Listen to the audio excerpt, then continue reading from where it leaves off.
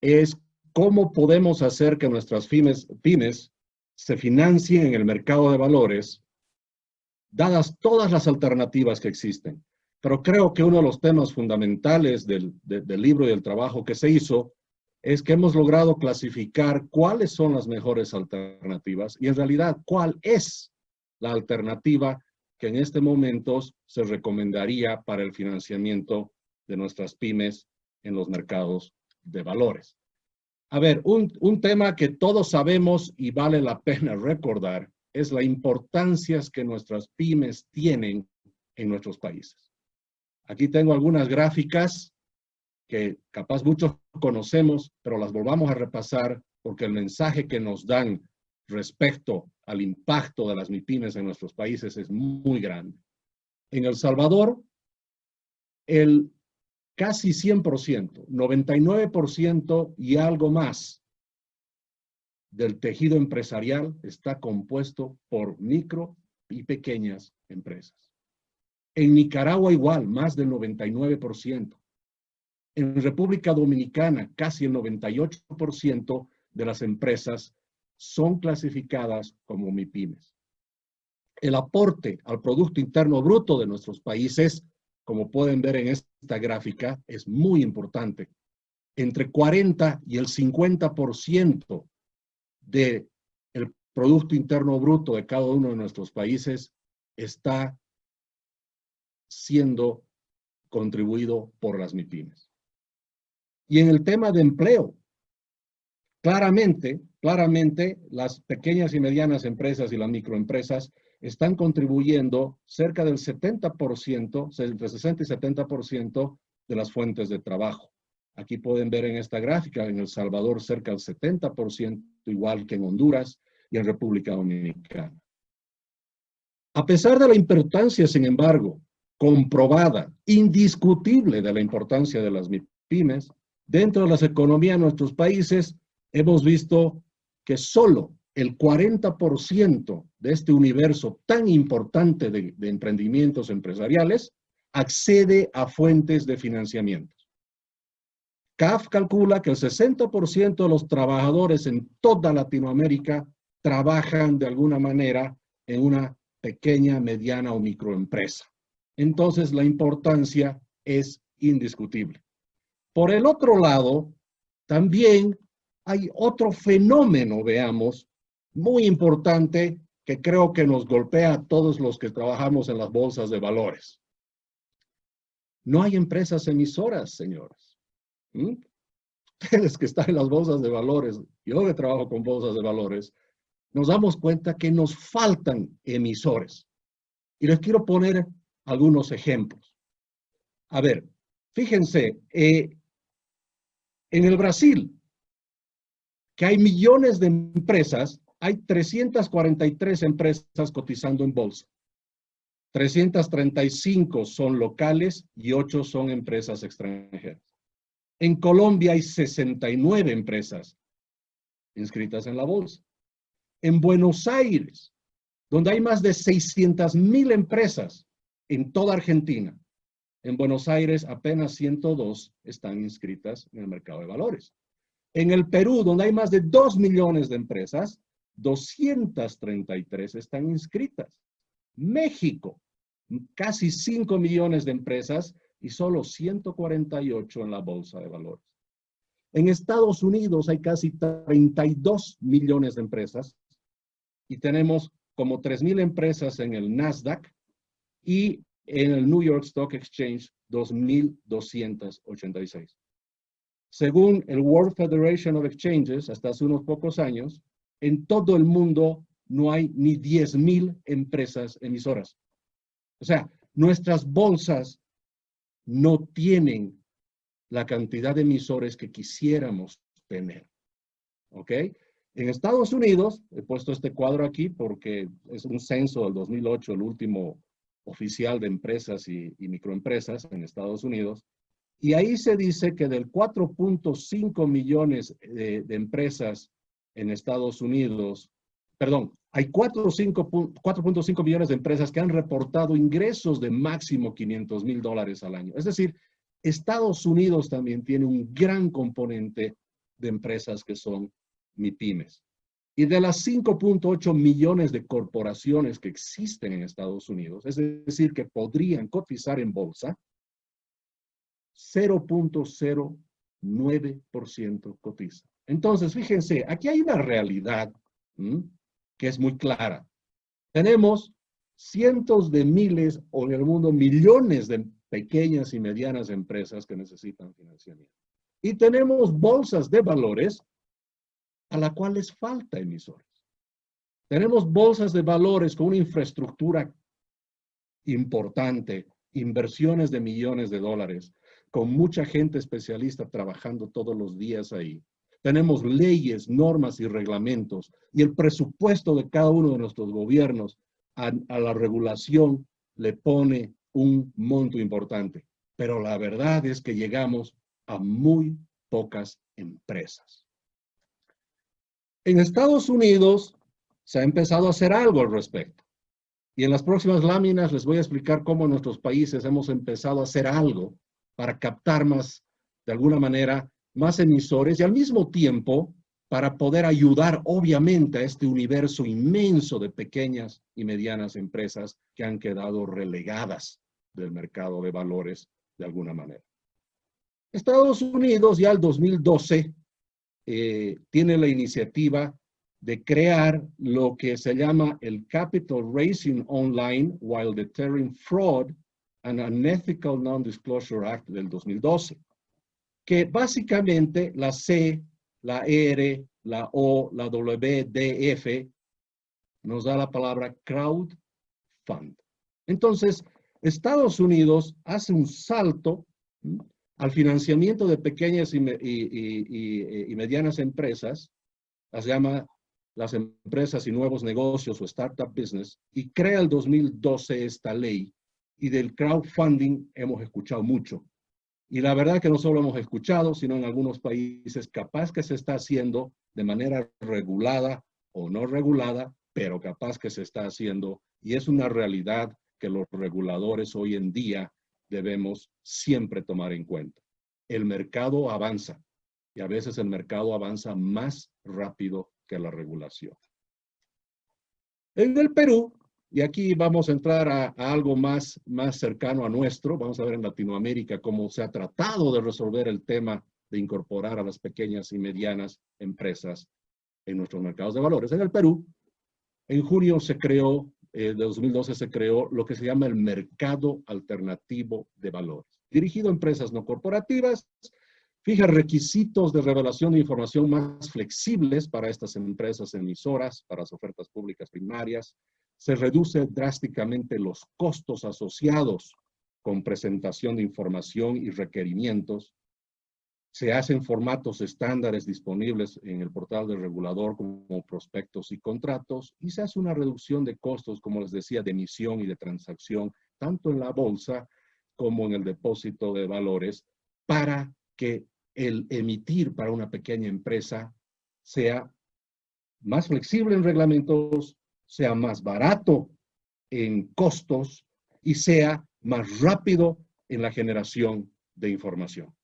Entonces, el MAP se crea y tiene realmente una situación donde se hace una reducción, como les digo, muy importante de trámites.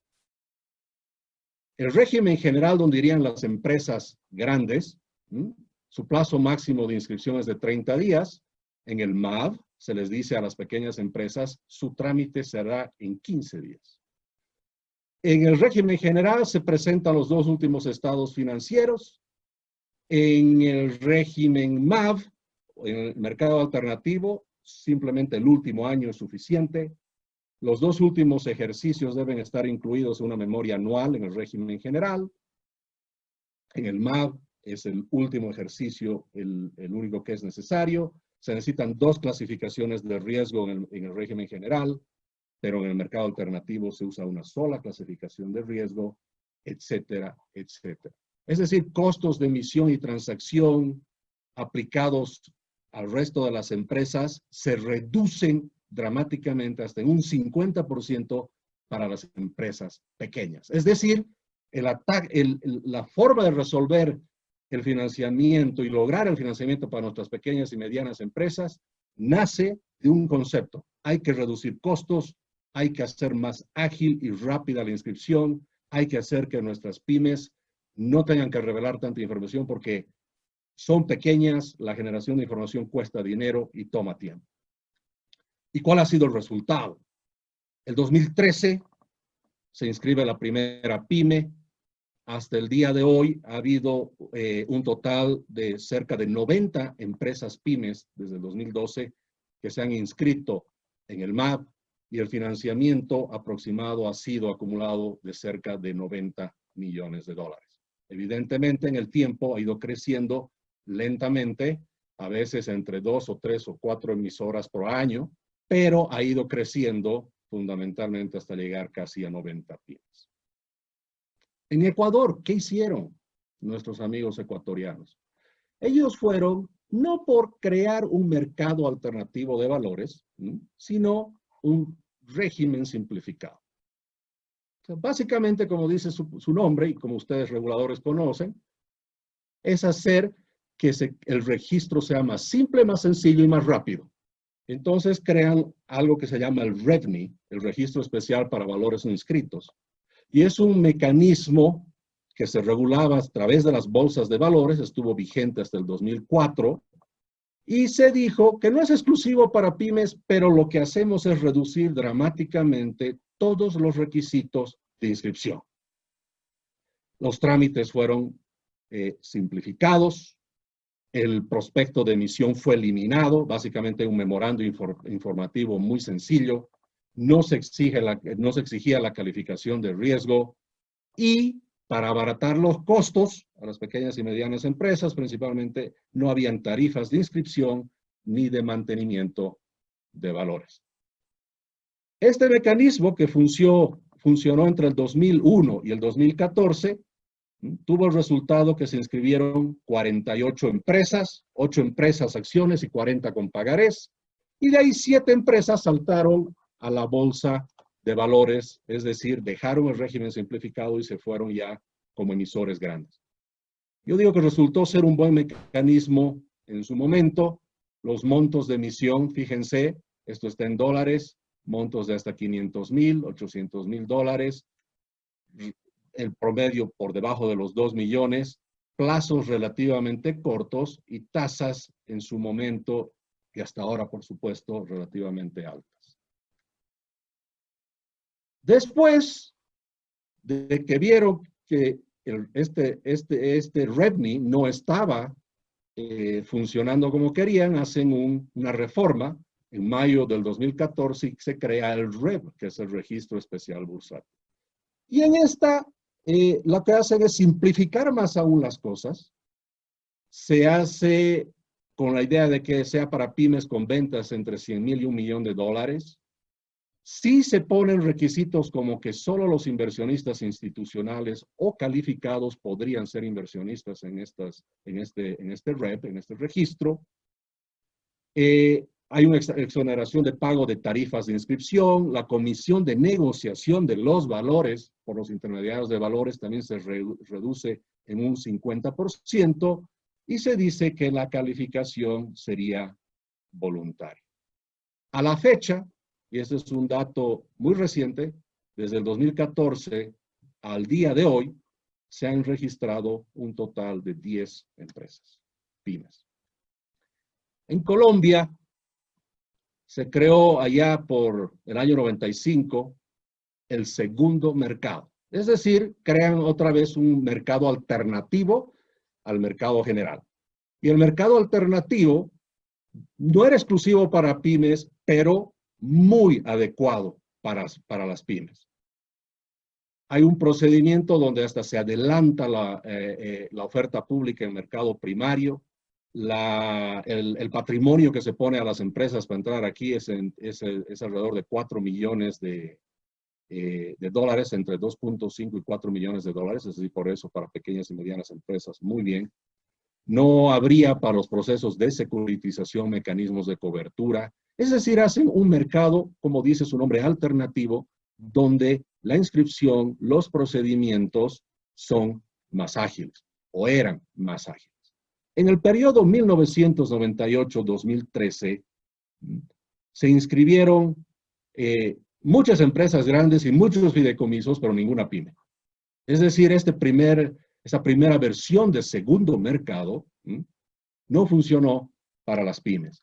Y es así que hacen una reforma al segundo mercado, yo lo llamo segundo mercado versión 2, donde otra vez bajo la figura de crear un mercado alternativo dicen, ahora sí vamos a hacer que esto sea mucho más fácil especialmente para las pymes. Y lo que hacen es muy interesante, ¿no? Porque el regulador obviamente va a usar las herramientas que tiene a la mano y las herramientas que tiene a la mano siempre va a ser hacer las cosas más fáciles. Y dice, en el mercado principal, la autorización de una emisión es de 30 días. En el segundo mercado se reduce a 10 días hábiles. Hay una reducción de costos regulatorios entre el 50 y el 100%. Por ejemplo, los derechos de autorización de oferta pública no se pagan. Adicionalmente, no es necesario tener un representante de tenedores de valores o de tenedores de bonos, por ejemplo, si vas al segundo mercado. Y una de las cosas, yendo bajo la normativa, especialmente los principios de IOSCO, que también son importantes de cumplimiento del originador principal, del regulador principalmente, se establece la inscripción automática. Es decir, si se presenta un trámite de emisor con el regulador y en un plazo de 10 días no hay una respuesta, se presume inscrito automáticamente en el segundo mercado. Entonces, este mercado, donde es muy apropiado para las pymes, no hay requerimientos de patrimonio mínimo, la información de estados financieros se vuelve anual y trimestral, fíjense. La calificación de riesgo es voluntaria, pero sí se dice también que este sea especialmente para inversionistas calificados. Al 2017, y disculpen que tenga las fechas un poco para atrás, pero el libro tiene datos al 2017, se inscribieron solo 9 emisiones. Ninguna pyme. Es más, se inscribió un fideicomiso financiero de vivienda y 2 bancos. Todas empresas grandes. Ninguna pyme. ¿Qué pasó, señores?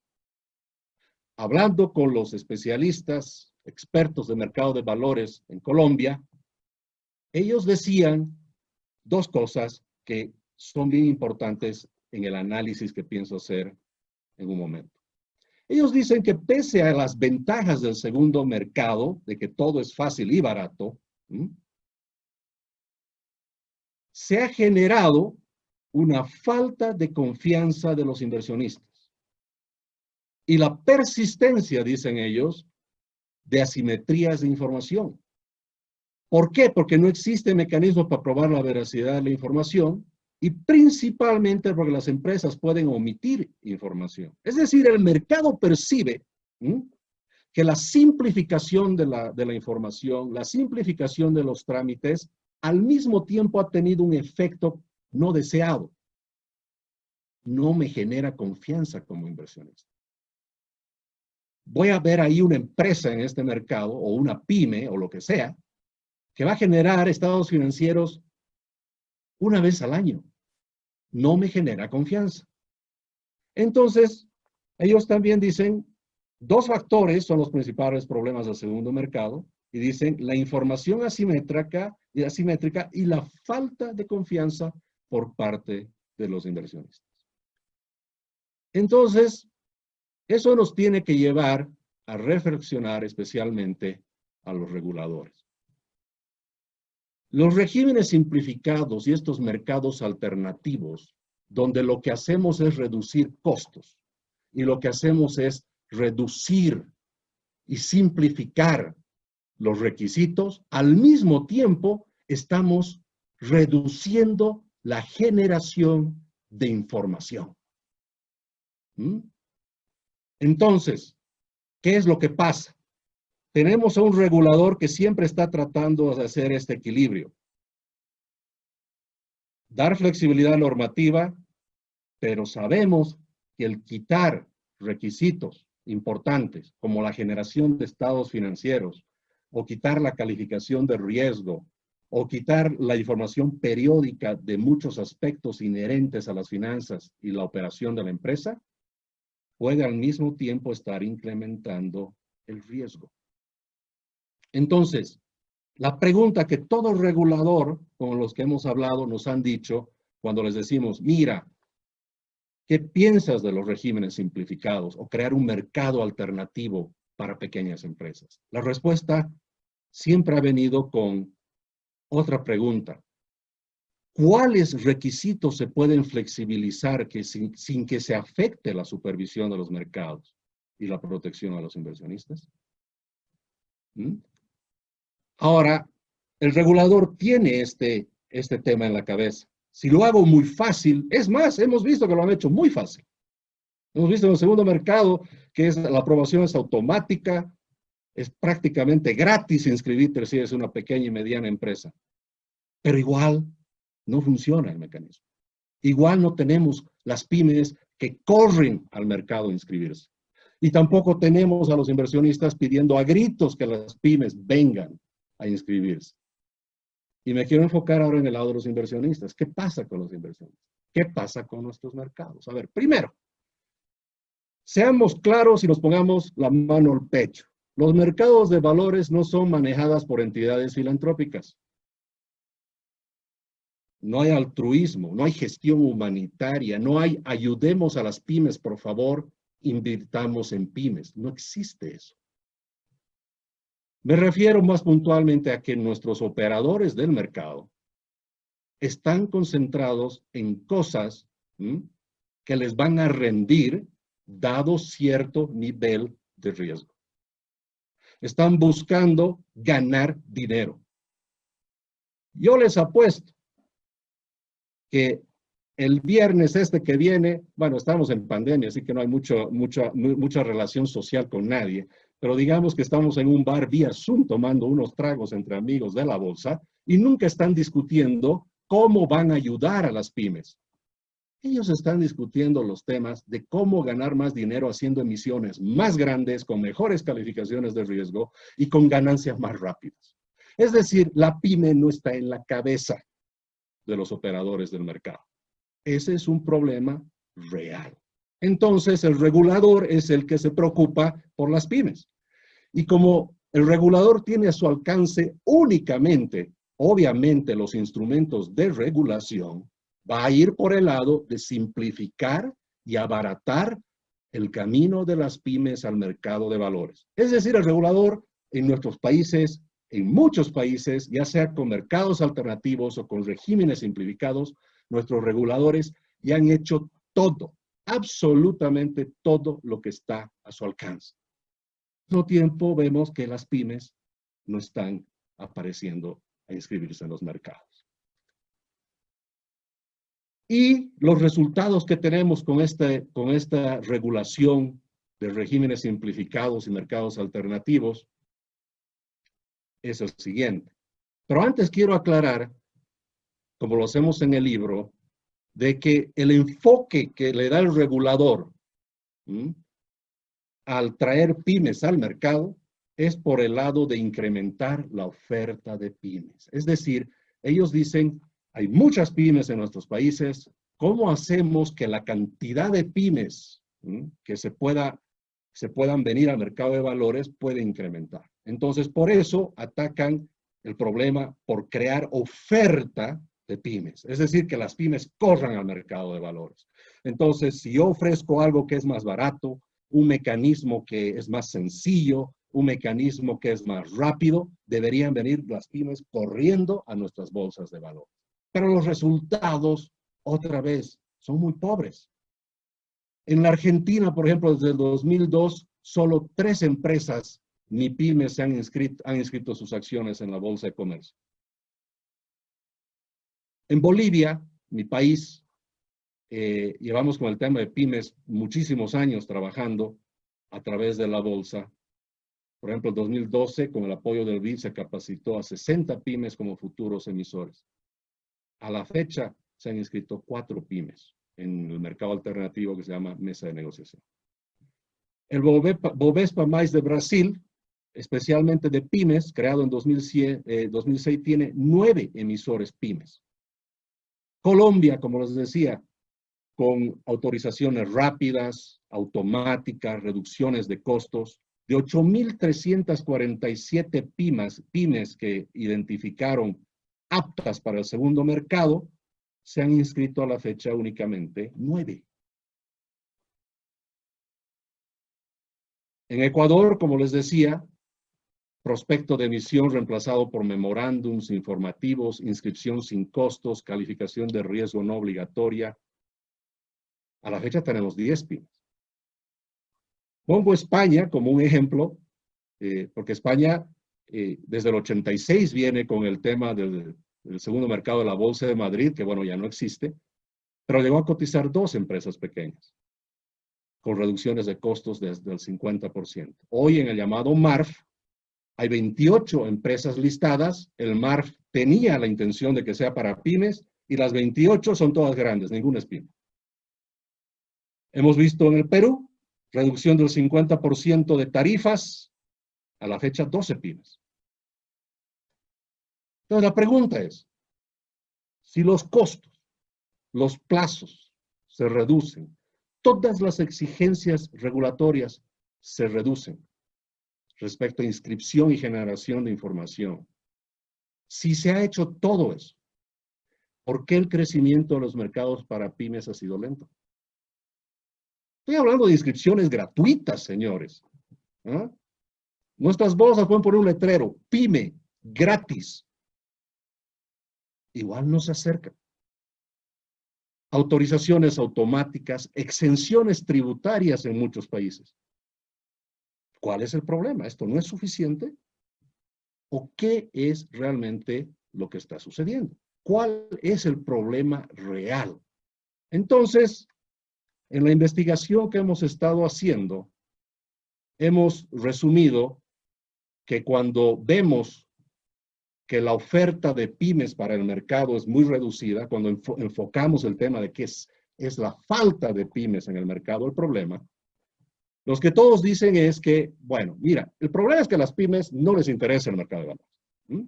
No quieren venir al mercado de valores. ¿Por qué? Primero, una carencia muy grande de educación financiera, nos dicen. Generalmente sus dueños, sus gerentes, no conocen mucho del mercado, que puede ser una razón importante. Los procesos de emisión conllevan una revelación excesiva de información para una pyme. Son empresas generalmente familiares, tienen miedo a la presencia de terceros ajenos en su capital. Los costos de estructurar, realizar una emisión, mantener los valores en el mercado es muy alto dado el monto que se emite. Hay mucha burocracia en el tiempo de espera para inscribirse, muchos requisitos regulatorios. Y la oferta pública exige niveles de revelación de información que no necesariamente tienen o las pymes pueden generar. Entonces, todos estos temas que les planteo aquí en la pantalla, ¿no?, de alguna manera han sido resueltos por los regímenes simplificados y los mercados alternativos de valores. Entonces ellos dijeron, si estos son los problemas, pues no te preocupes. Yo te quito la necesidad de generar información. Yo te quito los costos y te lo hago más rápido. Entonces, los regímenes simplificados de los mercados alternativos, que han atacado básicamente cada uno de estos temas, pues significaría que ya se solucionó los problemas para que las pymes se inscriban en el mercado de valores. Pero en realidad, cuando hacemos la investigación, vemos que el problema no está por el lado de la oferta de pymes. No está por el lado de traer pymes y llenar de pymes el mercado. El problema viene por la demanda de pymes. ¿A qué me refiero? No es un problema que las pymes no quieren venir al mercado. No es un problema traer a las pymes al mercado. El problema es quién va a comprar los valores emitidos por las pymes. ¿Hay una demanda real de pymes? ¿Será que nuestros inversionistas están todo el día pensando, hay que invertir pymes a partir del lunes? Entonces, en el libro lo que decimos y evidenciamos, que en realidad la razón principal está atribuible no a las pymes, sino al mercado. Ojo, el mercado está para ganar plata, ¿eh? y hacerlo lo más rápido y seguro posible. ¿Será que las pymes encajan en ese pensamiento? Entonces, entrevistando a varios inversionistas, especialmente institucionales, nos dicen, primer tema que yo tengo como inversionista, Jaime, me dice, es descalce, tamaño, emisiones pequeñas versus demanda de montos altos. O sea, yo soy una administradora de fondo de pensiones que invierto 10, 15, 20 millones de dólares en cada inversión que hago. ¿Cómo voy a invertir en una pyme que emite $1 millón? El otro tema muy importante que ellos dicen es historial financiero insuficiente y falta de información legal y contable. Fíjense, el regulador, tratando de ayudar a las pymes, ha reducido la generación de información y los requisitos de información, tanto financiera como contable. Y al mismo tiempo el regulador dice, pero este mercado será solo para inversionistas calificados o sofisticados. Pero resulta que los inversionistas sofisticados o calificados o institucionales naturalmente necesitan de mayor información, no menos. O sea, un inversionista se considera calificado, sofisticado, o pónganle la palabra que sean, institucional, porque justamente necesita más información para tomar decisiones. Porque él hace su propia calificación, él hace su propia evaluación. Entonces, ¿cómo pretendes tener un mercado de pymes en el cual por regulación dices no se generará información suficiente y por el otro lado dices que solo los inversionistas institucionales pueden comprar? Pues la respuesta es muy clara, no te van a comprar y han demostrado que no lo van a hacer. Otro problema que se encuentra es que los valores emitidos son altamente ilíquidos, y esto castiga a las emisiones con una tasa de rentabilidad mayor por los pocos inversionistas que hay. El otro tema que el mercado dice es que la remuneración es muy baja cuando tú trabajas con pymes. Debo estructurar una emisión de $2 millones. ¿Cuánto de comisiones puedo cobrar por eso? Al final de cuentas, el trabajo de estructurar una emisión de 2 millones o una de 20 millones es exactamente el mismo.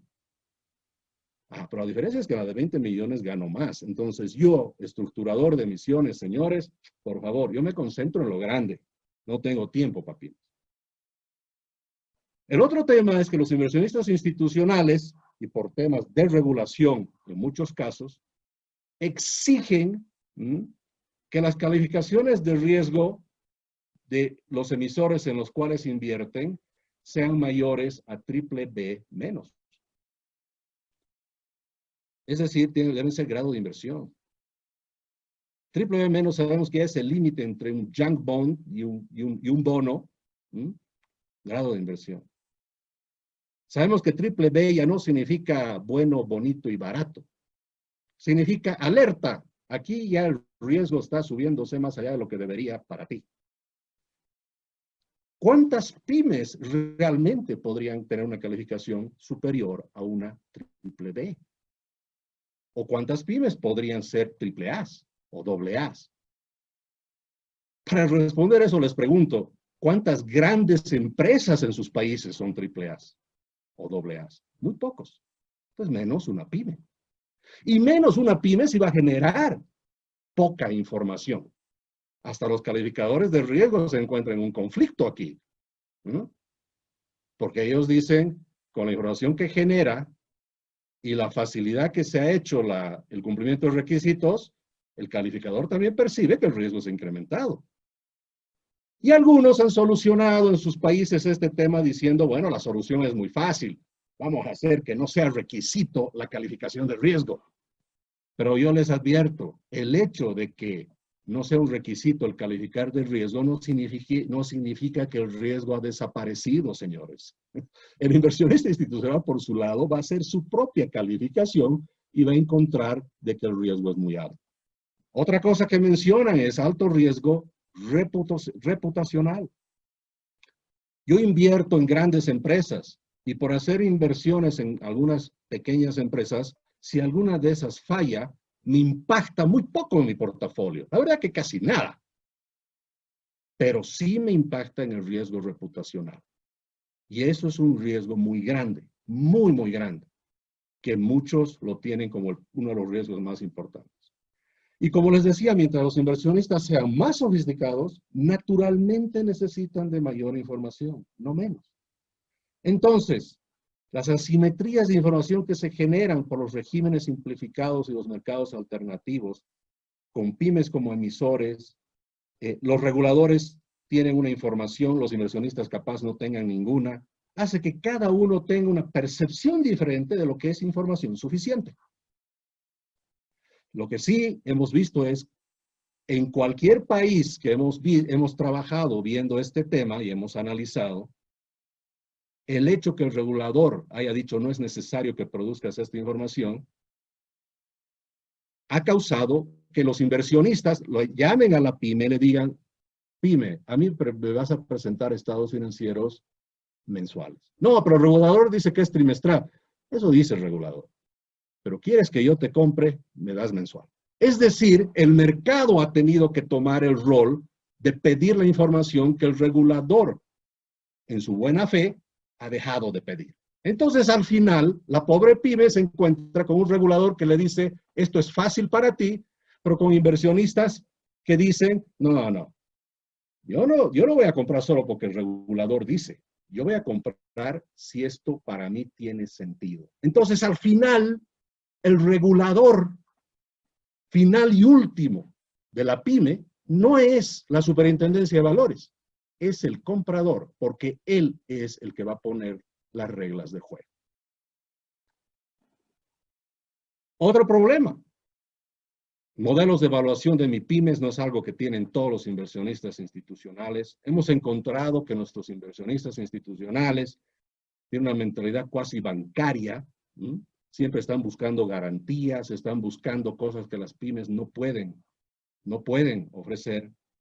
Y como les decía, hay un costo de oportunidad alto para los inversionistas profesionales. Ellos nos decían, analizar una inversión de 500,000 también me absorbe a mí y mis analistas el mismo tiempo y los mismos recursos humanos que hacer un análisis de una inversión de 10 millones o 100 millones de dólares. Y el otro tema, también fundamental, es que por toda esa falta de información y de requisitos, para compensar los costos de evaluación y los riesgos que percibe el inversionista, el mercado va a esperar generalmente tasas de rentabilidad más altas cuando se trate de empresas pequeñas y medianas. Por lo tanto, fíjense, cualquier esfuerzo regulatorio de ahorrar costos a la pyme tiene el efecto contrario. Se ahorrará los $10,000 de inscripción en el registro de mercado de valores, pero el inversionista, como ha percibido más riesgo, le va a cobrar una tasa de emisión más alta. En vez de que sea 6%, le va a cobrar 8%. Es decir, el inversionista va a incorporar en la tasa de financiamiento, en la tasa de la emisión de ese bono, pagaré, lo que sea de la pyme, va a incorporar el riesgo que él percibe. Y si el mecanismo del régimen simplificado y mercado alternativo ha generado involuntariamente riesgos por falta de información, el inversionista va a ser el que regule eso, haciendo que la tasa de financiamiento sea más alta. Yo me he sentado con AFPs y pymes, AFPs me refiero a fondos de pensiones y pymes, donde los fondos de pensiones han dicho, perfecto, yo entro a tu emisión, pero en vez de 6, tiene que ser a 9. No, pero 3 puntos más. Sí, tiene que ser a 9. Solo así me justifica a mí entrar a tu inversión, querida pyme. Si no, no voy a entrar. Entonces, todo lo que la pyme se ahorra en costos de emisión, lo pierde porque el inversionista le exige una tasa más alta. Y como digo aquí, hay un tema y otra realidad que nuestras pymes y nuestros reguladores y todos sabemos, pero a veces no lo tenemos claro. El mercado de valores, señores, no es un proveedor de créditos. Las pymes, las empresas no van a buscar un crédito al mercado de valores. El mercado de valores no es un proveedor de créditos, es un proveedor de inversionistas. Y los inversionistas de manera individual e independiente hacen sus evaluaciones. Por eso, no importa el regulador lo que haga y diga, al final el inversionista es el que decide. Y los inversionistas no compran porque el regulador le ha hecho más fácil la vida a la pyme. El inversionista es el inversionista siempre y hará sus evaluaciones y es el que define al final si lo que ve como oferta es buena para su portafolio. Entonces, al final, ¿qué afecta a al mercado de pymes, en el mercado de valores? Lo que nosotros decimos es que el problema no está por la oferta de pymes. Hemos visto, podemos hacer que las pymes vayan gratis al mercado. El problema viene por la demanda de pymes. Es decir, por la demanda real que existe en el mercado para invertir en pymes. Y básicamente hemos identificado que se producen tres fenómenos, digamos, por el lado de la demanda de pymes por parte del mercado. Primero, hay una alta aversión al riesgo de parte de los inversionistas, especialmente los institucionales. Hay algo que llamamos el desplazamiento de tasa y hay algo que hemos llamado la orfandad de pymes, que básicamente es los intermediarios tienen negocios más importantes que atender a las pymes. Y veamos cada una de estas. La alta aversión al riesgo básicamente se refiere a algo muy sencillo. Nuestros mercados, si tienen inversionistas institucionales principalmente y son fondos de pensiones, nunca van a comprar algo que esté de aquí a la derecha. Están concentrados de aquí a la izquierda. Emisores AAA, AA+, As, lo que sea. En otras palabras, en la curva de rentabilidad y riesgo, ellos están por aquí, pero nuestras pymes están por este lado. Entonces, nunca los que están en este mercado van a moverse en esta línea hacia arriba, por más que sean pymes, ¿eh? Porque la palabra pyme es una palabra que solo sirve hasta que te inscribes en el mercado de valores y emites. Después de que emites, eres un emisor más. Y ahí te encuentras con estos tiburones que te dicen, yo compro de aquí para allá y los montos que yo quiero son estos. El otro fenómeno que hemos visto es lo que lo hemos llamado el desplazamiento de tasa, que es la relación costo versus riesgo. Aquí hemos hecho un pequeño ejemplo y me voy a permitir entrar en detalle, lo van a comprender muy bien.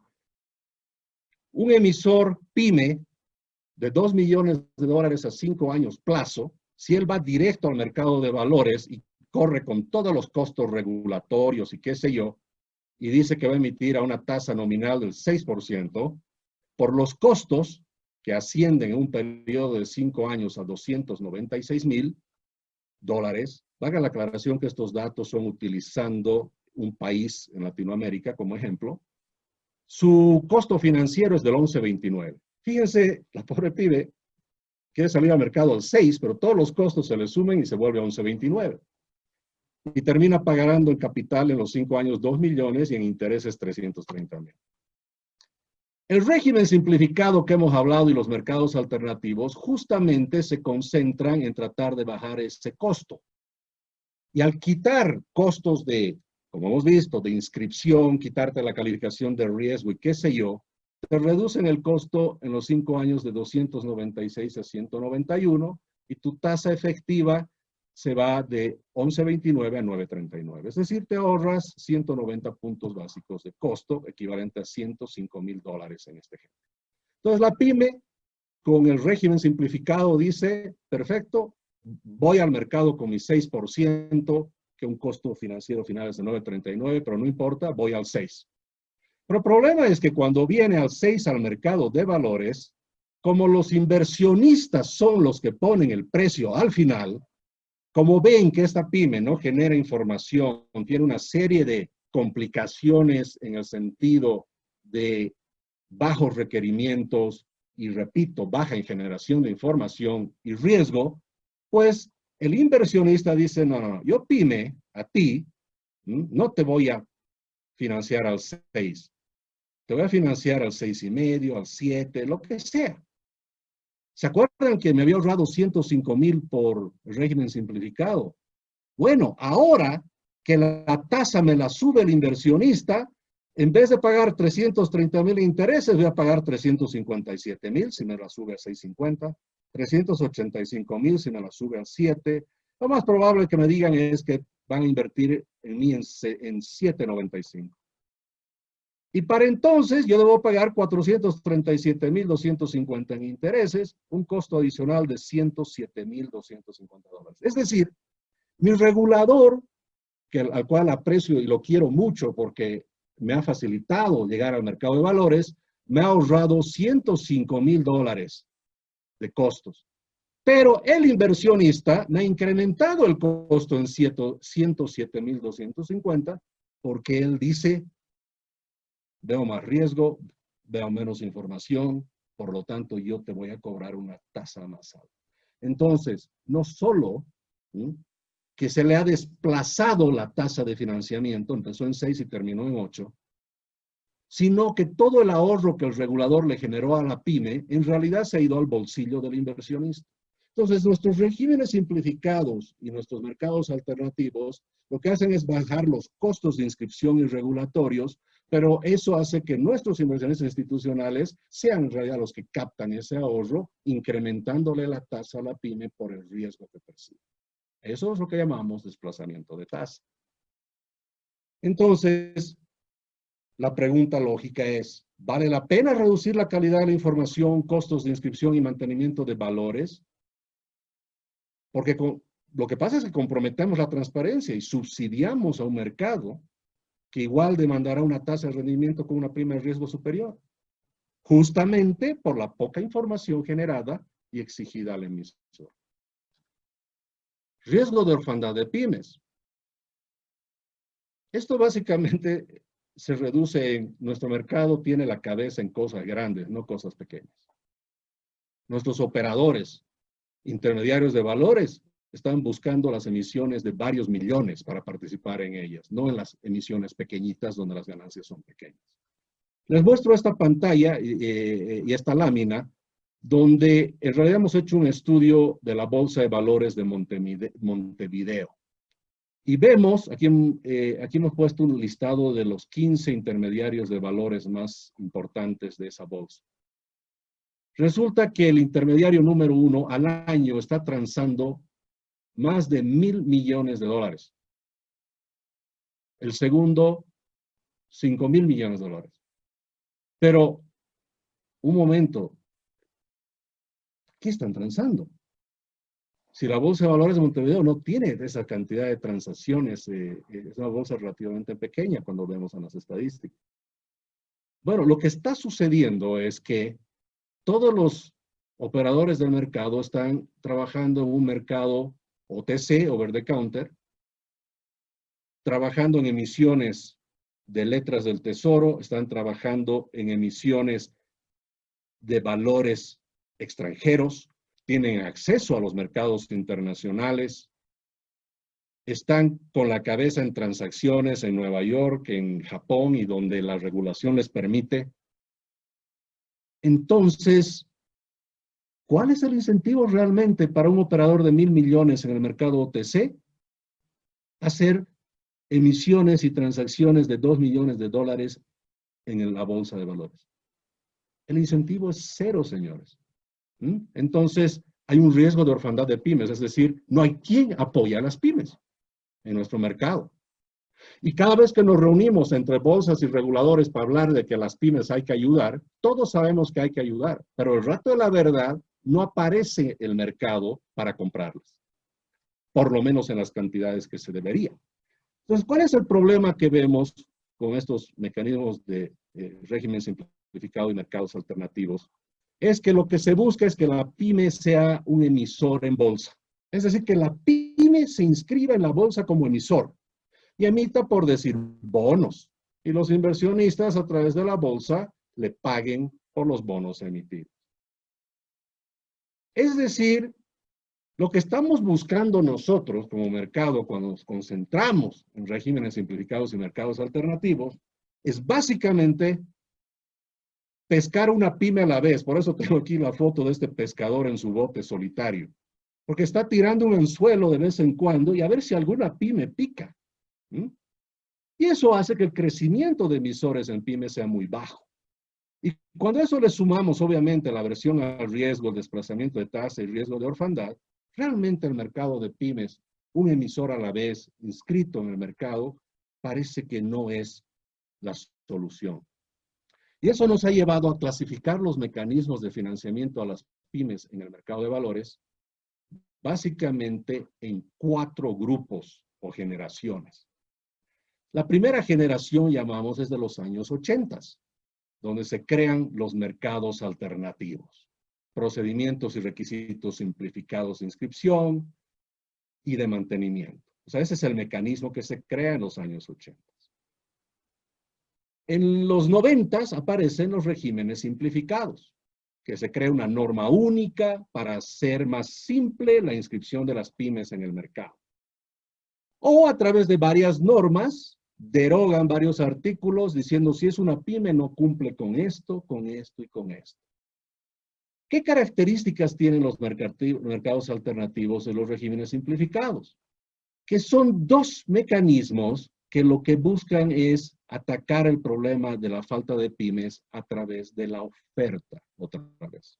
¿Cómo hacemos que haya una oferta grande de pymes para el mercado? Y por eso se concentran en reducir la burocracia y el costo al emisor. Los resultados ya los hemos visto, no son muy importantes. Sin embargo, hay una tercera generación de mecanismo de financiamiento de pymes, que es esta, donde decimos debemos de crear vehículos de propósito especial, llámense fondos de inversión o fideicomisos o patrimonios autónomos, lo que sean, de procesos de securitización o de titularización. Y al mismo tiempo crear sociedades de garantías recíprocas o instrumentos de deuda avalados, lo que sea, mecanismos de garantía. ¿Por qué? Porque el problema de la pyme lo enfocamos por el lado de que el problema está por la demanda de invertir en pymes. Es decir, lo que tenemos que hacer no es reducir la burocracia y costo al emisor, sino reducirle el riesgo al inversionista. La cuarta generación sería crowdfunding, que al final son mecanismos que atacan la oferta y la demanda de manera simultánea. No solo reducen burocracia y costos al emisor, sino también al inversionista. Nosotros, sin embargo, como esto es algo que regulatoriamente está en análisis en muchos países y capaz no una realidad inmediata, nos concentramos en esto, en que debemos crear mecanismos de tercera generación. Olvídense de su régimen simplificado, olvídense de su mercado alternativo, concéntrense en esto. Mecanismos de tercera generación. Y estos mecanismos de tercera generación en algunos países ya se aplican, y aquí en este mapa no voy a tomar mucho tiempo, pero aquí lo que hemos hecho es ver en cada país qué mecanismos usan. Por ejemplo, en Colombia usan mecanismos de primera generación, mercados alternativos. En Ecuador usan mecanismos de segunda generación ahora. Están usando regímenes simplificados, donde los requisitos son menores. Países como Chile están utilizando vehículos de propósito especial y están utilizando ya fintech, crowdfunding. Países como Argentina, que han tenido mucho éxito con las pymes, sabemos que el éxito del mercado de valores en Argentina es bien importante, sin embargo, fuera de los mecanismos de primera y segunda generación. Justamente la Argentina ha logrado un salto muy importante en financiamiento de pymes, concentrándose en sociedades de garantías recíproca, en cheques de pago diferido, es decir, en mecanismos de tercera generación. Y aquí vemos una foto del financiamiento de pymes en Latinoamérica. Resulta que en la Argentina, como le digo, ¿no? Tienen 11,000 pymes que han financiado el 2017, pero ¿cómo lo han hecho? A través de cheque de pago diferido, es decir, mecanismo de tercera generación. Fideicomisos o titularizaciones, 7,000 pymes, entre el 2013 y el 2017. Mecanismo de tercera generación. En Bolivia, nuestro mercado alternativo ha tenido 4 o 5 pymes, pero nuestros fondos de inversión cerrados han financiado 148 pymes en lo que va el año 2015 al 2020. En el caso de Chile, en temas de crowdfunding, 2,857 pymes. Y en el caso de Uruguay, el MAB, que es un mecanismo que les decía de primera generación, 11 pymes. Y en el caso, bueno, que valga la aclaración, hoy en día es 18 en realidad. Y en el caso de mecanismos de tercera generación, es decir, fondos de inversión, 243 pymes. Entonces está claro que qué vehículos debemos usar son mecanismos de tercera generación. Debemos de usar fondos de inversión cerrados o titularizaciones o fideicomisos, pero la cosa es que eso es un vehículo que interponemos entre la pyme y el mercado. Debemos crear un vehículo al medio, un fondo de inversión, repito, o una titularización. Y por supuesto, sociedades de garantías recíprocas, instrumentos de deuda avalados, estos también son buenos mecanismos de tercera generación.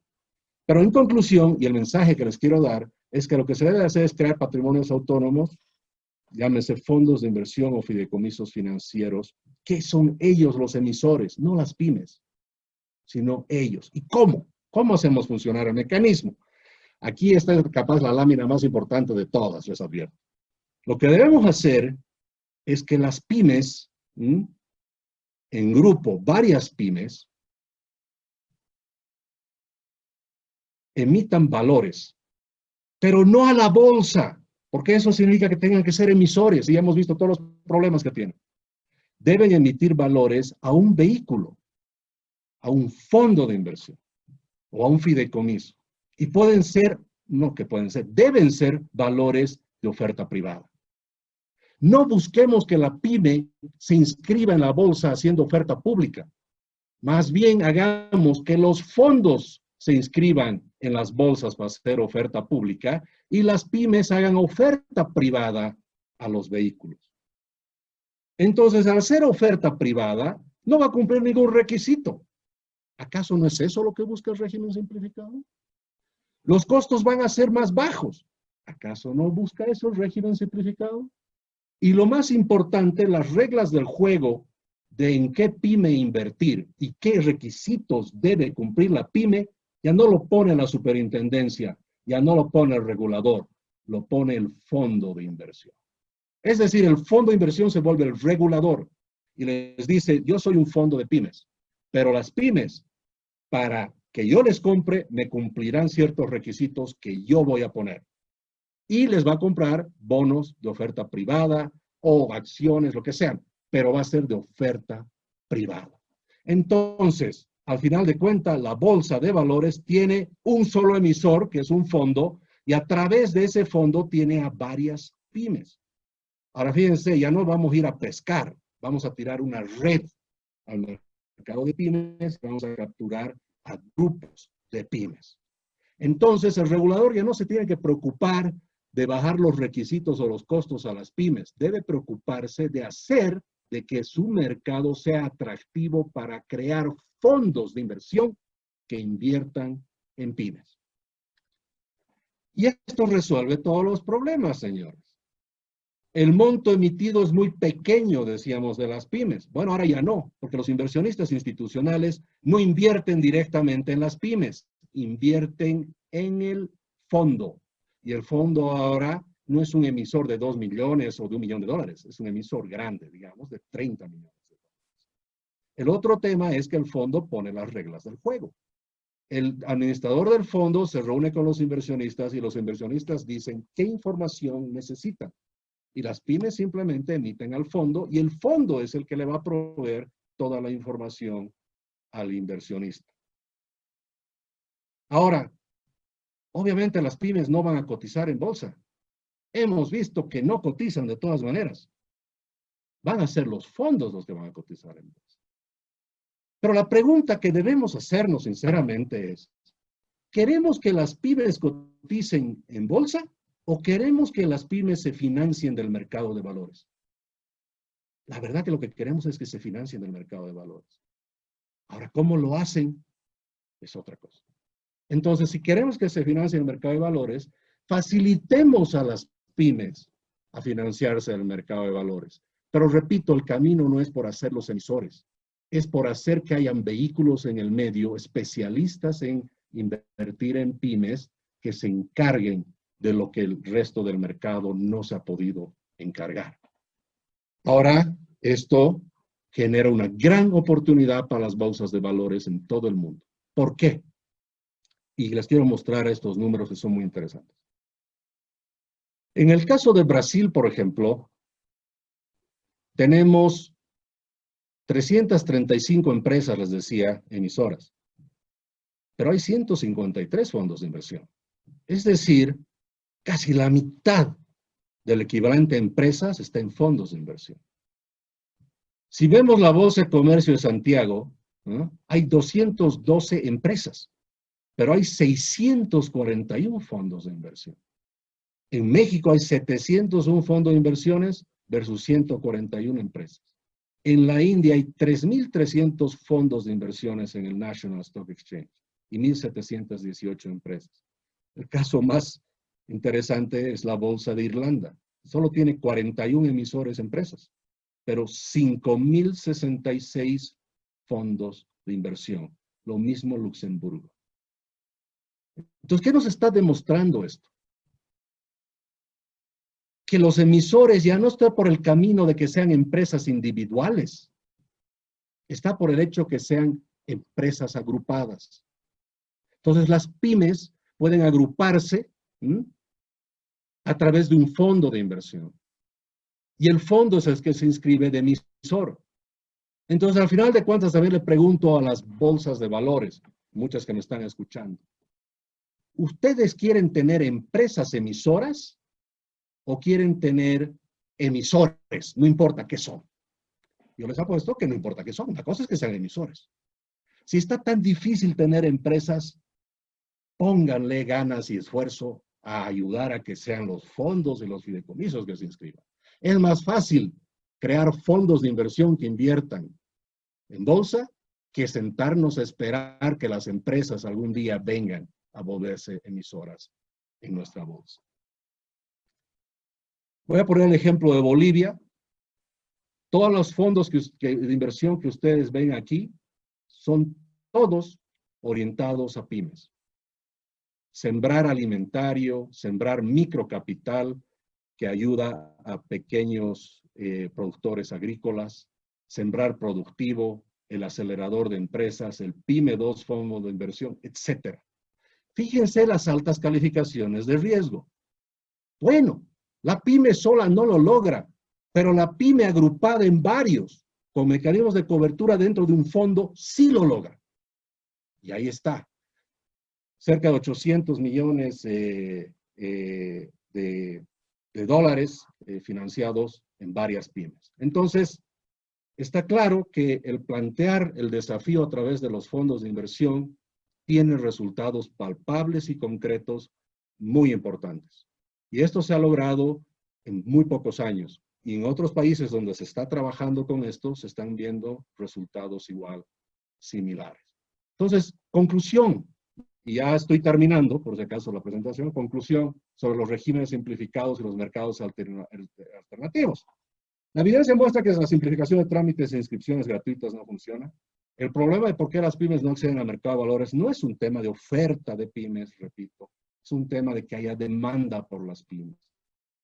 La regulación en el marco de su alcance legal podrá establecer muchas facilidades para las pymes, pero nunca va a obligar a los inversionistas a que inviertan en ellas, señores. Ahí está el tema. Los inversionistas buscan siempre que su inversión tenga sentido en sus portafolios en cuanto a seguridad y rentabilidad. Y las pymes solas no tienen mucho sentido en esos portafolios. Las pymes agrupadas en vehículos de propósito especial sí tienen sentido. Como digo aquí, se podrá llevar a un caballo al río, pero no le puedes obligar a tomar agua. podrás facilitar la vida a las pymes e inscribirse en el mercado, pero al final de cuentas los inversionistas son los que toman la decisión y no los puedes obligar a invertir en pymes. Como conclusión, el regulador debe facilitar el financiamiento indirecto de pymes, incentivando que éstas realicen emisiones de valores de oferta privada a las pymes, o perdón, a los fondos. Al final de cuentas, ¿qué diferencia hay entre un régimen simplificado y una oferta privada? Muy poca. El régimen simplificado quita información, hace las cosas fáciles, básicamente quita tantos temas regulatorios que un régimen simplificado está más cercano a una oferta privada que a una oferta pública. Y serían los fondos cuyos administradores profesionales pueden evaluar y mitigar riesgos de manera profesional y eficiente, además de lograr economías de escala para financiar a las pymes haciendo reducción de costos. Les repito, las pymes no necesariamente quieren cotizar en bolsa, señores. Lo que quieren es financiarse con recursos del mercado de valores, aunque no sean emisores directos. Entonces, al final de cuentas, resolvemos otro gran fenómeno. Decimos que en nuestros mercados no hay emisores de renta variable, porque nadie emite acciones. Pero señores, en su estadística de renta variable incluyan a los fondos de inversión. Es más, nuestras bolsas tienen mayor probabilidad de ser exitosas en renta variable a través de fondos de inversión, no a través de acciones. Llevamos ya décadas tratando de inscribir acciones de nuestras empresas. Los fondos de inversión también, señores, es renta variable.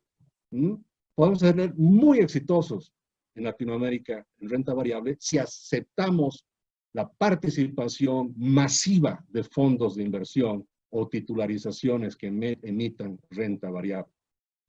Yo les aconsejo que se fijen hoy qué tienen en sus normas para hacer esto posible. Muchos me dicen, Jaime, hay que cambiar muchas cosas. Lo más probable es que no tengas que cambiar nada. Si en tu país existe la oferta privada de valores, ya está resuelto gran parte de los requisitos. Si puedes crear fondos de inversión cerrados que emitan en tu bolsa, ya has resuelto el otro problema. Lo que tienes que hacer es promocionar que las pymes vayan a través de fondos de inversión.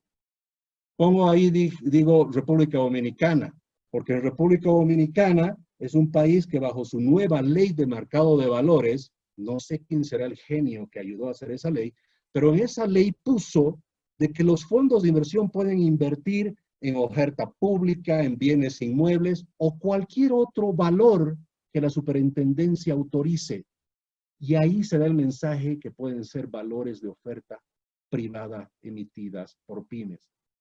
Si hacemos que este esquema se plantee tal como yo lo presento, las bolsas ganan porque tienen más emisores, las pymes ganan porque tienen acceso al mercado, y el regulador también gana porque ha resuelto uno de los grandes problemas: cómo ayudo que las pymes financien en el mercado de valores, se financien en el mercado de valores.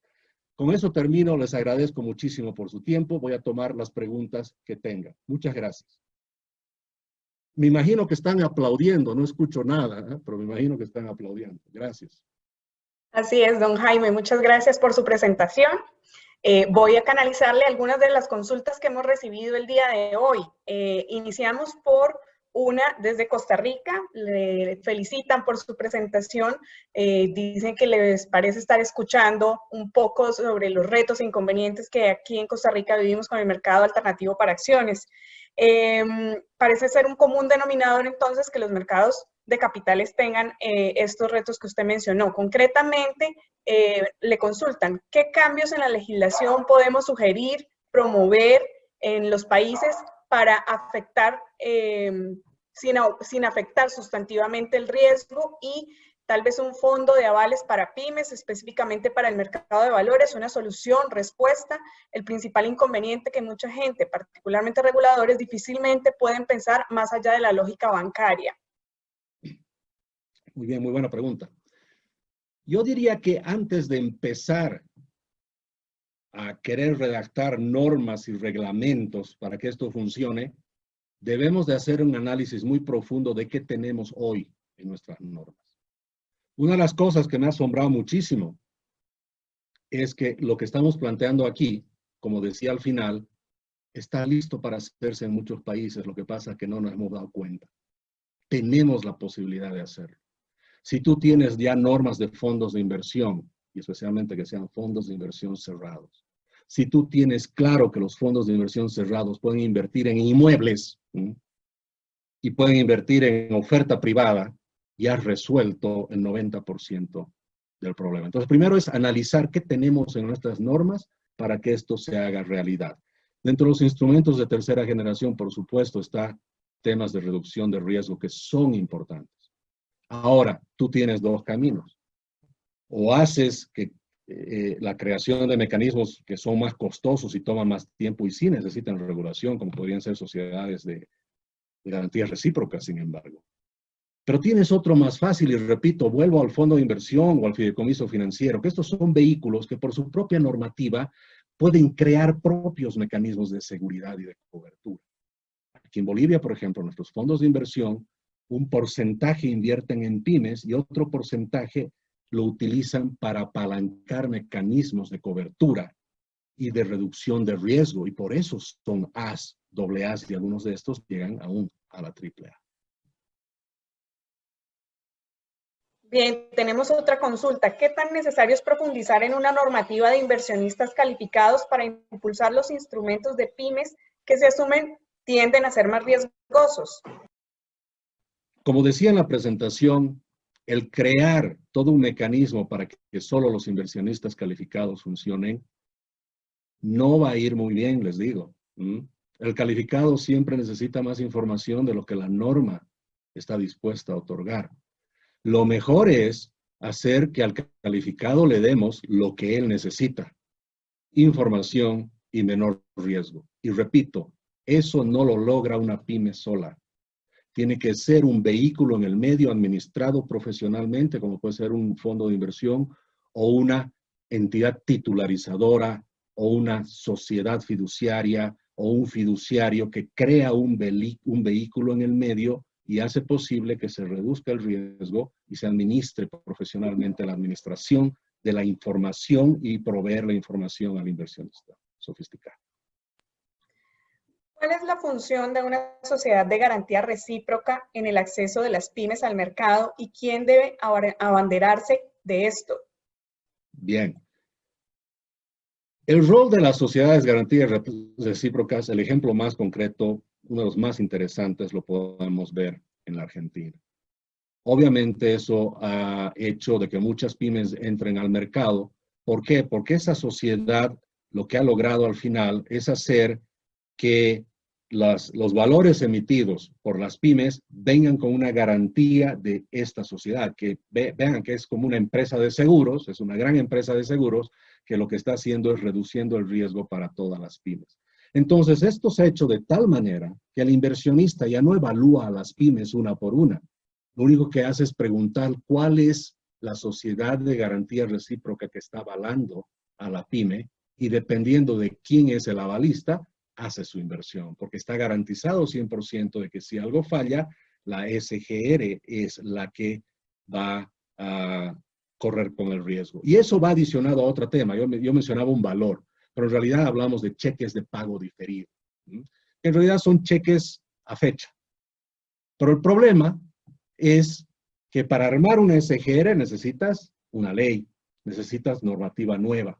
Y para hacer que tu cheque de pago diferido pueda ser transable en un mercado de valores y sea aceptado, tienes que cambiar otra ley. En mi país, Bolivia, por ejemplo, un cheque de pago diferido simplemente está prohibido. Entonces, es un mecanismo de cuarta generación muy bueno, pero a mí lo que se me ha pedido es pensar en un mecanismo que sea más rápido y no necesite de tanto cambio regulatorio y normativo. Porque si nos metemos a hacer eso, está bien como un tema más a mediano y largo plazo. Pero yo les estoy proponiendo un mecanismo de financiamiento que ustedes pueden empezar a trabajar en sus países hoy, terminando la conferencia, no de aquí 3 o 4 años cuando cambiemos la mitad de nuestras leyes del mercado de valores. En esa línea, entonces, le consultan si los países deben enfocarse en la tercera generación y no en la cuarta. O sea, ¿por qué apalancar la tecnología para reducir ambos problemas de burocracia y riesgo? Muy bien, es una muy buena pregunta. Es más, muchos países están trabajando entre la tercera y la cuarta en este momento, y algunos como México han saltado directamente desde el año pasado a concentrarse más en la cuarta. La cuarta generación está ahí disponible porque todo depende de la tecnología que se tenga. Pero lamentablemente en nuestros países la tecnología avanza más rápido que nuestra normativa, mucho más rápido que nuestra regulación. Yo me temo que el lograr en algunos países de Latinoamérica, el lograr que el crowdfunding sea reconocido como un mecanismo no solamente legítimo, auténtico, pero legal de financiamiento, está muy lejos en muchos países. En mi país está prohibido, así de sencillo. Entonces, nunca en mi país propondríamos ir por ese lado, porque sería otra vez un camino, no digo que no sea válido, lo que digo que es muy largo. Podría concluirse que la mejor manera de financiar las pymes es a través de venture capital y fideicomisos. Y bueno, si hay un vehículo por el medio, por supuesto.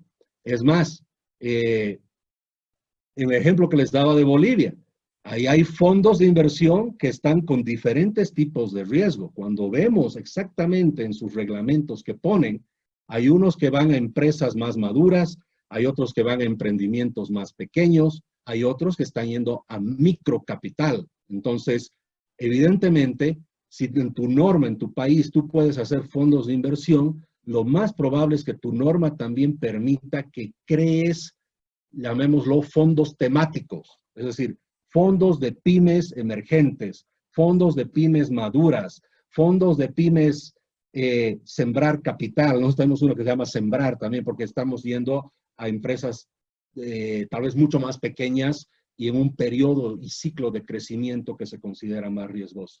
Los vehículos, los fideicomisos, las titularizaciones, los fondos de inversión tienen una característica muy importante. La forma en que lo armas tiene como límite solo la imaginación del estructurador. Preguntan si el fondo de inversión con vehículos recluta a las pymes que formarán parte de su cartera. ¿Las pymes solo dan información al fondo o parte de esa información también debe ser divulgada al público inversionista?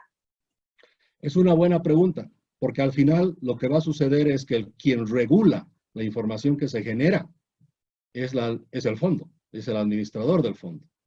Entonces el administrador del fondo pone las reglas del juego de la información que se va a generar.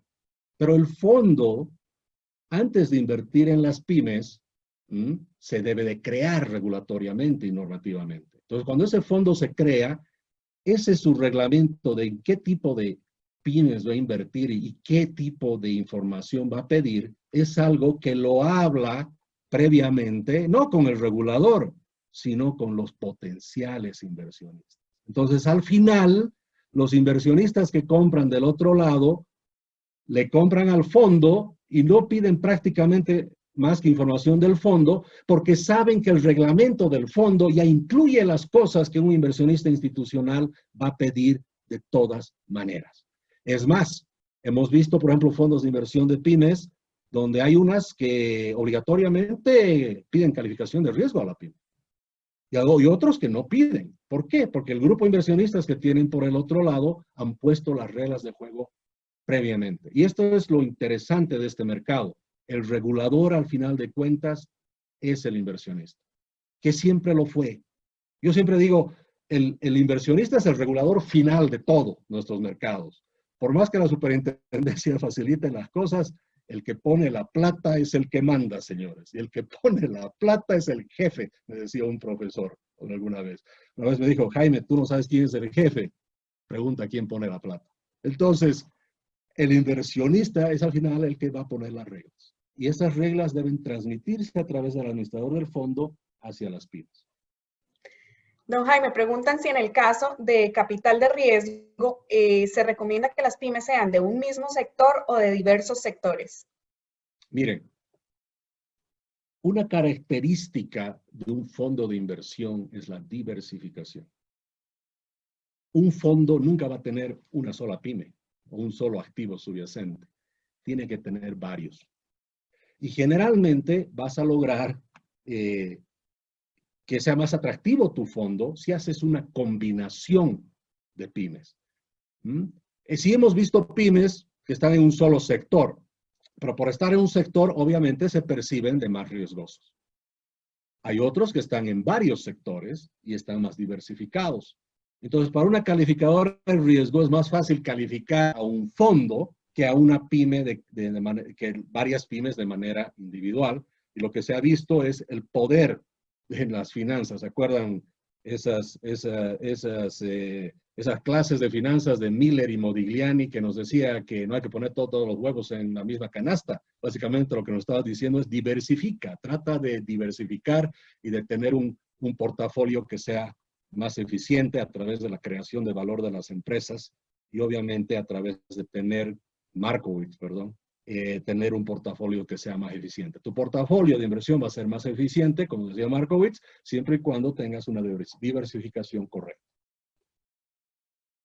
También preguntan si esos fondos son más de deuda o de acciones. Muy interesante la pregunta. Y esto nos lleva a ver de dos lados esto. El fondo, estamos claros que va a invertir, entre comillas, acciones. El fondo a los inversionistas va a invertir, llámense cuotas de participación, certificados de participación, etcétera, etcétera. Es decir, le va a invertir renta variable. Pero la magia justamente de este fondo es que puede invertir en los valores que él ponga en su reglamento. Y hemos visto que estos fondos están invirtiendo en renta fija, ya sean bonos de oferta privada, letras, pagarés, obligaciones negociables, lo que se llame en cada país, y al mismo tiempo también están invirtiendo en acciones de pequeñas y medianas empresas. Y ese fondo en su reglamento, justamente como la diversificación es lo que le reduce el riesgo, hace una combinación muy interesante combinando acciones, es decir, renta variable, y instrumentos de renta fija de pymes. Nos preguntan, ¿qué opina usted sobre el hecho de que en algunas bolsas se estén comenzando a organizar mercados de facturas o factoring bursátil como mecanismo de financiamiento para pymes? Excelente. O sea, esos son mecanismos también muy importantes para el desarrollo de las pymes y es otro mecanismo que va por el lado de la idea de tener un instrumento homogéneo, como puede ser un cheque de pago diferido, digamos, como es en la Argentina, que sea transable y aceptado. Pero siempre va a venir el tema del riesgo, cómo le reducimos el riesgo a esa factura. Sin embargo, yo apoyo esas ideas y creo que son muy interesantes y eso no quita que en paralelo crees fondos de inversión que invierten en pymes también. Es más, en Bolivia tenemos fondos de inversión que apoyan a pymes, invirtiendo no en las pymes, sino en las facturas de las pymes. O sea, hay fondos de pymes, de factory para pymes, digamos, ¿no? Y tenemos esos ejemplos en mi país y en otros países también hemos visto que se desarrolla este tipo de mecanismos. ¿Hay algún incentivo que se pueda generar desde el gobierno para que se puedan generar mayores fondos de inversión? Miren, yo siempre soy de la idea de que mientras el gobierno se meta menos, mejor. Esa ha sido mi lectura de lo que he visto en varios países. El mercado solo puede generar muchas de estas cosas.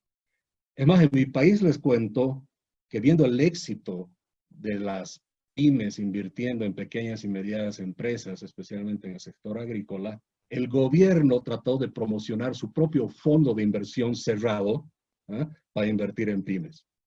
Ni me pregunten en qué terminó eso, fue un escándalo, fue un escándalo. Entonces, el gobierno puede tener muy buenas intenciones, pero en realidad siempre va a ser el sector privado el que va a promover, va a ejecutar y va a ser exitosas estas iniciativas. Ahora, obviamente, el gobierno, ¿cómo tiene que ayudar? A través de la regulación. No solo la regulación, sino con un regulador que esté dispuesto a escuchar estas ideas. Porque el mercado es el que tiene las herramientas para hacer todo esto real. Y si el mercado ve un impedimento, por ejemplo, si en mi país no hay normativa de fondo de inversión cerrado, Uruguay, por ejemplo, tiene normativa de fondos, pero no de un fondo de inversión cerrado. Puede parecernos muy curioso.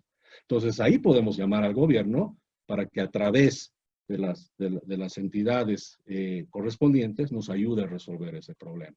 Pero no le pidan a su país que diga de que le liberemos de impuesto a la pyme, que la pyme no cumpla requisitos. No, porque siempre es el mercado el que regula, como les digo. Muy bien, y la última pregunta. ¿Qué elementos se deben considerar para dar liquidez en el mercado secundario a los valores emitidos por este tipo de fondos de inversión? ¿Qué experiencias vieron en el estudio? Bueno, la liquidez de los fondos de inversión en general no es muy alta. Esa es una realidad. No es muy alta. Pero de todas maneras, la liquidez de todo lo que emitimos en nuestros mercados generalmente no es muy alta. Y especialmente también la liquidez baja porque son instrumentos de renta variable. Y los que compran generalmente en nuestros mercados la renta variable van a ser los inversionistas institucionales que por definición y características no son muy numerosos. Entonces, no veamos que este fondo de inversión nos va a ayudar a ser un emisor que va a subir tremendamente la liquidez de nuestros mercados de valores. No es así. Simplemente hay que verlos como vehículos emisores que van a ayudar a hacer principalmente ofertas, digamos, de renta variable, donde la liquidez no va a ser muy alta. Esa va a ser una de las características. Pero otra vez, si hubiéramos dejado que la pyme emita sola, igual la liquidez hubiera sido prácticamente cero. O sea que no ganamos nada, ni perdemos nada. Muchísimas gracias, don Jaime, por su exposición y por atender a las consultas. Y a todos los participantes les recuerdo que el libro digital Autoridad de don Jaime pueden encontrarlo en el icono de la estrella que está a la izquierda de esta pantalla. Ahora, para hacer el cierre, quiero invitar a don José Rafael Brenes Vega, presidente de Amerca y director general de la Bolsa Nacional de Valores de Costa Rica, para que realice el cierre de la sesión. Gracias. Bueno, primero que todo, yo aplaudo, Jaime, para que en nombre de todos los que hoy estuvimos conectados, una excelente charla. Como mencionó, me parece que se logró transparentar en algunas preguntas. Nosotros hemos pasado por toda esa curva de aprendizaje que se refleja en tu estudio para llegar al final a darnos cuenta de que efectivamente lo que no había era inversionistas. Nos pasó, y voy a tomarme 2 minutos para contar una anécdota, como dijimos, ok, está bien, no son los institucionales ni los corrientes, vamos a ir a los family office, que son intermedios. Esta gente tal vez tiene un apetito mayor de riesgo y todo, y no se me olvida de uno, en teoría sofisticado, después de que le hicimos toda la presentación, nos dice, bueno, ¿y cuál es mi garantía? O sea, seguía con la mente de que estaba haciendo un préstamo, y ya no puede ser. O sea, claramente tenemos un problema, ¿verdad? Entonces, sí, en este momento estamos con una reglamentación para fondos de capital de riesgo que precisamente lo que va a buscar es implementar el instrumento poder recomendarse. Así que ojalá en un año o 2 podamos ver qué tan exitosos hemos sido en este esfuerzo. Así que bueno, esta es una charla muy buena para cerrar este ciclo de conferencias de miércoles bursátiles de Amerca. Como ustedes saben, estamos esforzándonos por mantener el interés en las operaciones transfronterizas en medio de los retos que en este momento tenemos. Pero como siempre se dice, ¿verdad? Un reto es una oportunidad. Y creo que para el segmento particular de empresas que ahora van a tener que enfrentar la manera de reactivarse una vez que la pandemia termine, los mercados de capitales tienen que decir presentes, y tanto a nivel de empresas más grandes como a través de mecanismos como los que estamos discutiendo el día de hoy, a través del descuento de facturas, es fundamental que podamos tener a nivel de la región una presencia muy fuerte de las bolsas de valores que conforman América. Que de igual manera, ¿verdad? Como la reactivación se va a dar de manera diferente en nuestros mercados, el contar con información para poder aprovechar estas oportunidades de arbitraje que definitivamente se van a presentar es clave. De ahí que no solamente a través de estos foros, sino a través de los informes trimestrales, a través de los boletines semanales que distribuimos a través de las bolsas acerca de lo que son tasas, próximas emisiones, emisores más relevantes. En América estamos comprometidos para brindarles a los intermediarios y a los inversionistas los elementos necesarios para que sigan adelante explorando las oportunidades de negocio que les ofrecemos. De igual manera, muy satisfechos de que se hubiera utilizado la plataforma para hacer las reuniones bilaterales. Es un instrumento muy potente y los instamos a que estas primeras reuniones que tuvieron, pues siguen desarrollando, porque los mercados se integran no de arriba hacia abajo, sino de abajo hacia arriba. Es el interés, la necesidad de los emisores, la necesidad de los inversionistas, donde luego entran los intermediarios y finalmente las bolsas tenemos nosotros nada más que instrumentalizar esas necesidades de negocio, que se da una integración exitosa. Y creo que los componentes del esfuerzo de América de información, bajar la fricción transaccional a través de convenios, a través de las entradas de depósito de valores, mecanismos estándares de relaciones de corresponsabilidad y miembros remotos y esfuerzos de promoción constituyen una estrategia que permitirá en el muy corto plazo que estas relaciones de ustedes a nivel bilateral encuentren los mecanismos para que sigan generando negocio. Así que a todas y a todos, muy buenos días. Les agradecemos por parte de todas las bolsas que conformamos América su participación y los invitamos a estar en contacto. Y finalmente, de nuevo, Jaime, muchísimas gracias y que todos tengan una muy buena semana. Buenos días. Gracias, don José Rafael, y gracias a todos ustedes, los 856 participantes inscritos, por haber sido parte de los miércoles bursátiles de las Américas. Que tengan un buen día.